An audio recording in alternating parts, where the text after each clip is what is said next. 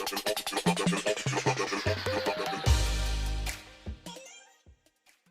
welcome back to my channel. My name is Uzanele Nkomo. If you haven't subscribed to the channel, what are you waiting for? This is the place to be. So press that subscribe button and remember to press the notification button so you get notified every time I upload new content. So today's video is phenomenal. It's a bit different from what I usually upload because I feel it's so important for us to learn from those who have walked the journey, who've gotten their shoes dirty, who have the experience, and really have a wealth of knowledge to share so that it's easier for anyone who wants to follow a similar path. So I am graced with Ayanda's presence today. Ayanda Mbatha is so inspirational. You guys may have seen him on LinkedIn, you see him on social media, you may have seen him in certain forums where he's presented and he's present, and he's really sowing the seed back into society and for up and coming leaders. So welcome, Ayanda. Hi. Hello. Hello. Hi, Mr. Tom. How are you? I'm good. How are you? Thank you so much. I'm always fantastic. Thank you for hosting me, and I'm so happy to be finally on your channel. I've been finally. No, thank you for elevating the channel just by creating space and time to be here and just share a bit about your journey. I know we're going to speak about, some of your qualifications. We're going to speak about resiliency. So I think let's get straight into it. So tell us a bit about yourself. Who is Ayanda? Just give us an insight into you. So basically, I'm Ayanda Moses Mbatha, originally from Newcastle, KZN. That's where I grew up. I'm in a family of five siblings. So I'm the fourth one in the family, and then my sister's the last one. So the firstborn is like 34 this year, and then secondborn 32, thirdborn 30. I'm gonna be 28, and then my sister's 26. So all of us are 2 years different. So hence the cohesion, the familyness in me, that closeness. So I'm just a family person. That's just me in a nutshell. That's so cool that you guys are so close. I'm sure you guys also share ideas, and it's when family gatherings are together generationally, everyone is within the same bracket. And that's the nice thing. And I'm very much happy that me and my family have been this close, because for me to get to where I am, most of it's been my family. So people, when they see me do certain things in the public, on radio, on the see on papers, it's not just me alone. I didn't just wake up overnight and say, let me do this, let me be this. Yeah. It had the strength came from my family.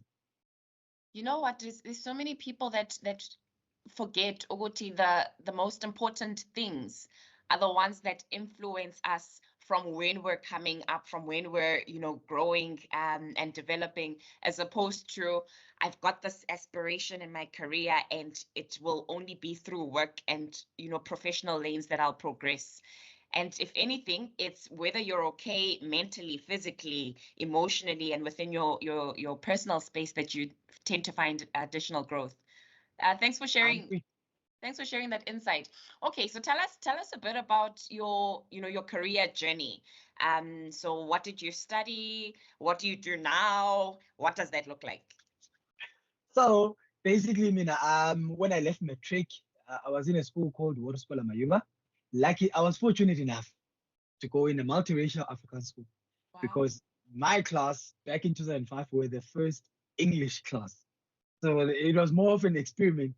It was the first time they accept African people into their school, 2005, and it was our only class. Imagine only class in a class where it starts from creche up until matric. That big of a school. So each and every year, it was like we were opening grades. So we were passing as a unit, grade 6, grade 7. Then when we got to grade 7, then they started to say, okay, it's working. So then they introduced a new high school class when we did grade 7 and 7. So then it was 2 classes. So up until matric 2012, and then I left for school, and then I went to an institution called Tshwane University of Technology. I had 2 choices to whether I study at Vert University or TUT. For me, I was like said, I wasn't like one of those kids who applies the whole country because I had a plan. No. Why I'm saying that? Because I had a plan. I had a plan to say that I'm going to study in these 2 institutions.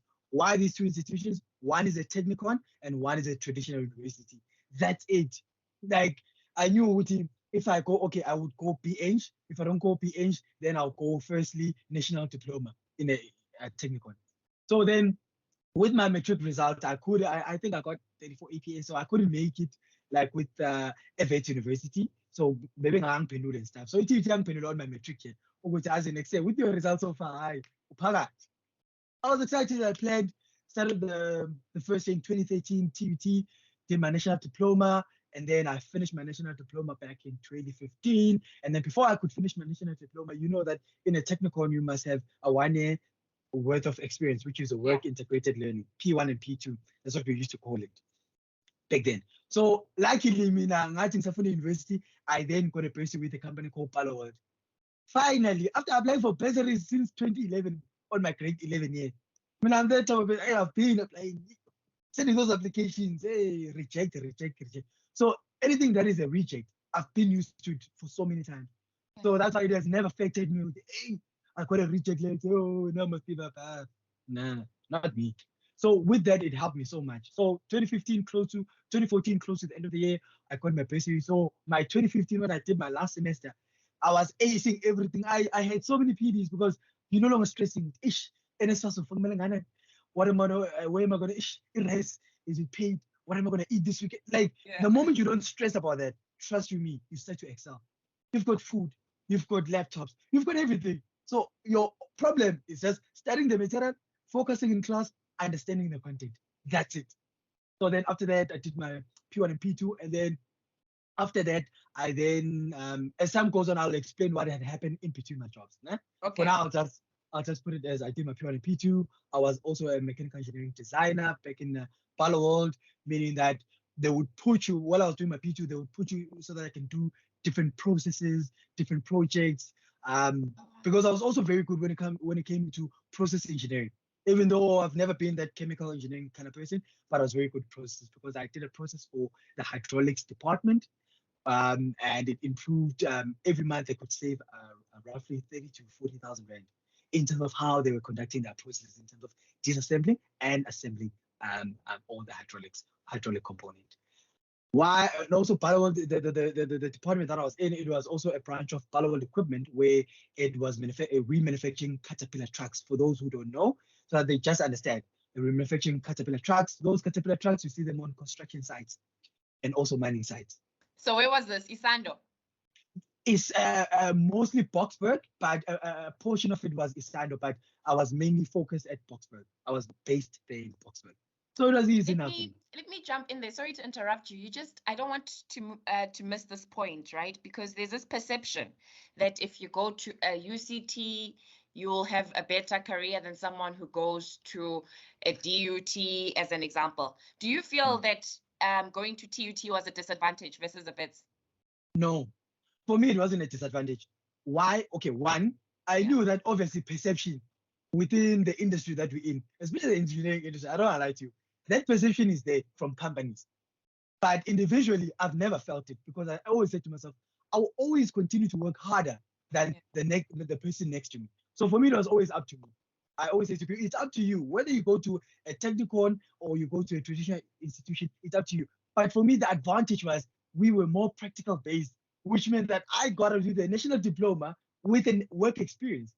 Whichever you do an interview already, I mean, I've got 1 year experience than the person who's done a PH, than the person who's done a PhD. So I normally say to people, take your advantages because traditional universities, they don't go that route. They go with your PSc, your PH.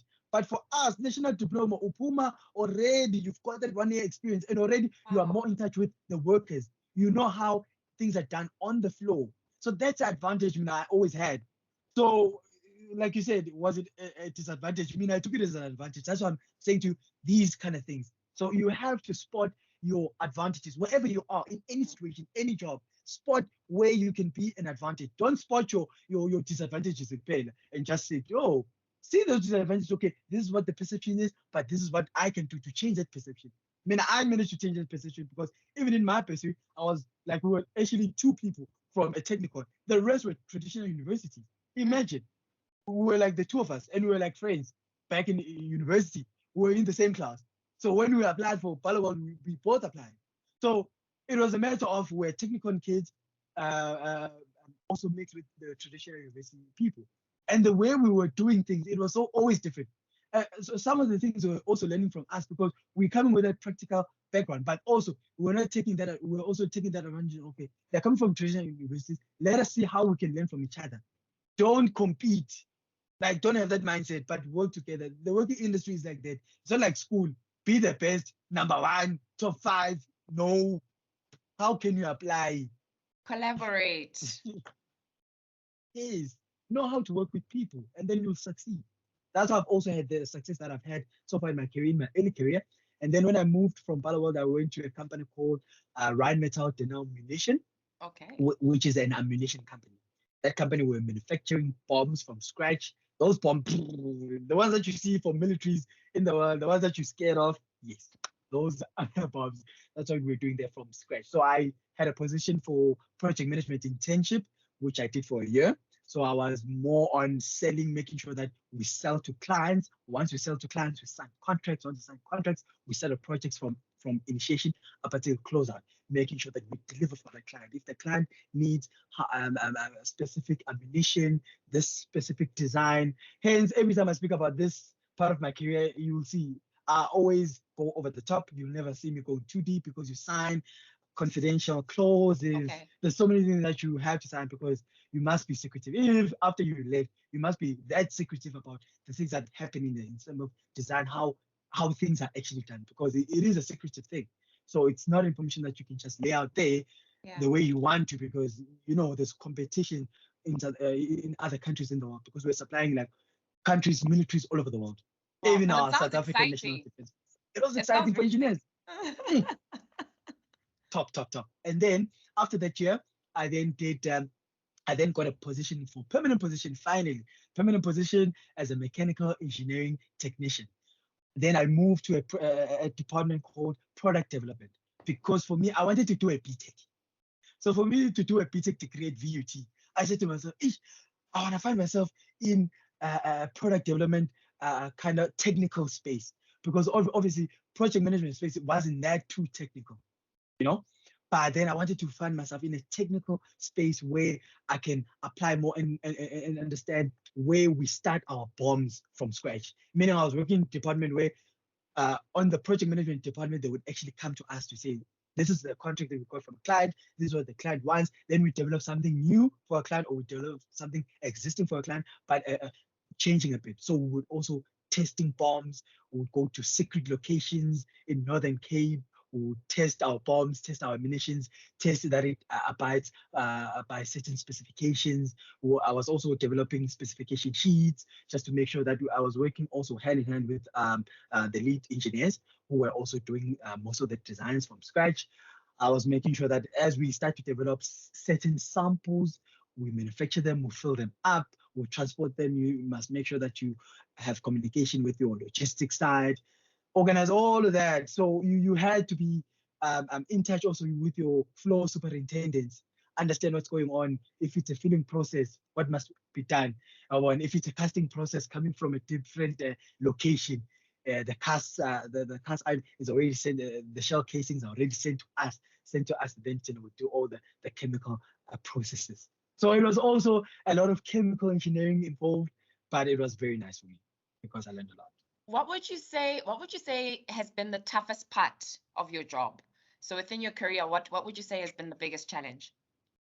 So what I would say the biggest challenge has been was my previous job, which was a mechanical engineering technician at Rheinmetall Denomination, because currently I'm a project engineer at a company called Rockromantics. So the Okay. toughest part of my job, like in my career, has been at Rheinmetall Denomination, where I was working as a project management intern. I was working on big projects. So to deliver on big projects, and already you have people within your seniors were people that were mostly they were just putting me on like on the flash, putting me on these high level meetings, and I'm like, yo, I'm sitting in 10 high level meetings. Contracts, some of the contracts were worth 400 million rand.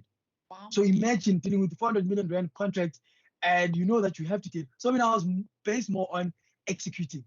So that phase of execution process on your project management, I was based more on that because I knew that I had to deliver. I had to make sure that our timelines were tight. So doing that over and over and over again, because I did a lot of projects. I think in that year I did roughly 6 to 7 projects that I Wow. had to deliver. So some of them were running concurrently with others. They were running in parallel. So you see that it's not like you're handling one project up until closure. No, you're handling multiple. So handling multiple projects, and there were so many. So with them being many, and some of them they had so many different requirements. Some schedules they were very tight. So pushing that, pushing the flow, pushing the people, and making sure that people also were working like overtime, like weekend. Imagine having people trust you that, and for you, we work on weekend. I'm an intern. They were trusting, they were giving me so much trust because also the communication, how you communicate with people. For me, that always sets me apart from any engineer, my communication skills. And I always research more, develop also that skill more because I understand if there's one thing that sets me apart, I'm not like your smartest engineer. No, but people perceive me like I'm the smartest engineer, but I'm not that smart engineer. It's how I communicate, and people take it as, yo, this guy's so smart. No, but how you communicate, I've actually seen the art of communication is very much important, especially for us engineers. I mean, when it comes to presentations, I'm that good. I prepare. I look on the mirror. I prepare for my presentation. So I don't take it lightly. I was concentrating on that class for communication 101, where my friends were dodging that class in TUT. I mean, I was concentrating on it. I love that class because I You know, understood the I laugh barrier. a bit. I laugh a bit, but you're right. There are a couple of things that you've mentioned so far. So collaboration is important, hard work, being thrown in the deep end, and communicating. Because we feel, which, oh, we're the experts, we're so technical, we're problem solvers, just put us in a corner and we will do our thing. But in order to succeed, you need to elevate and engage with others and be able to relay whatever message that you're trying to get across. Definitely. Guys, if you love this video, press that like button.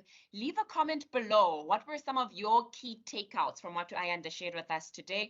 And if you see if there's any piece of information that could benefit anybody that might be in your circle, feel free to share with your networks on your social media platforms, because ultimately the goal of this is how do we add value? How do we add value? What we say at this channel is live your best life, learn as you grow, and lead for change. Sharp, sharp.